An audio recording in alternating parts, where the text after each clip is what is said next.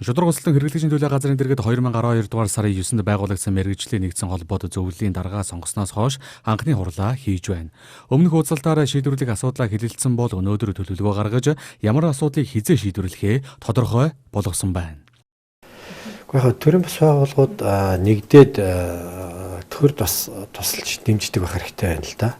За нөгөө талдаа бас төрийн одоо зарим чиг үүргүүдийг бас аваад ажиллавал бас болох байх гэж харж байгаа.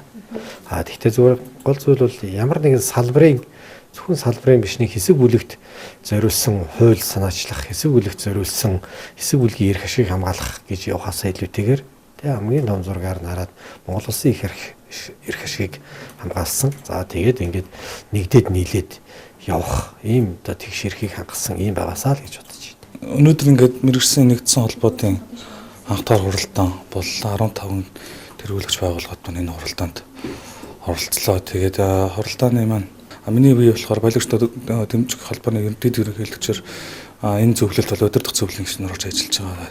За одоо энэ мэргэжлийн нэгдсэн холбоотуудыг нэг зохион байгуулалтанд оруулж нэгдсэн нэг форум зохион байгуулах гэл ер нь бол нэлээд ажлууд төлөвлөгдөж байна. Мэргэжлийн нэгдсэн холбооны зөвлөл нь эхний ээлжинд хийж хэрэгжүүлэх 10 ажлын жагсаалтыг гаргасан байна. Тухайлбал улсын төсөв хэрэгжиж эхлэхээс өмнө яарвчлан 120 холбооны нэгдсэн форумыг зохион байгуулж аж ахуй эрхлэгчдийн эрх ашигыг тусгасан үйл хэрэг болгохоор зорж байна. Энэ бол мэргэжлийн холбоотын зөвлөлөөс бол би Монгол улсад бизнес эрхлэх, Монгол улсад аж үйлдвэрийн салбар хөгжүүлэх хууль эрх зүйн орчин таатайгаар бүрдээсэ гэдэг ийм л том хүлээлтийг би бол хүлээж байгаа. Энэ дээр бол өөрийнхөө хувь нэмрийг бол оруулж ажиллана.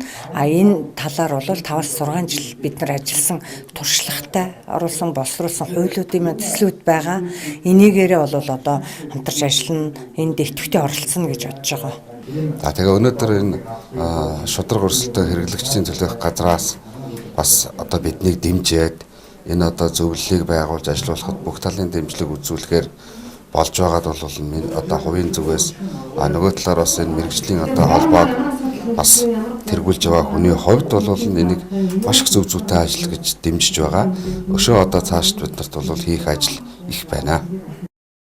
Монгол улсын хэмжээнд 20,000 гаруй төрийн бус байгууллага байдаг. Өнгөрсөн хугацаанд нэгдэж нийлж эрх ашиг хамгаалж чаддаггүй байсан.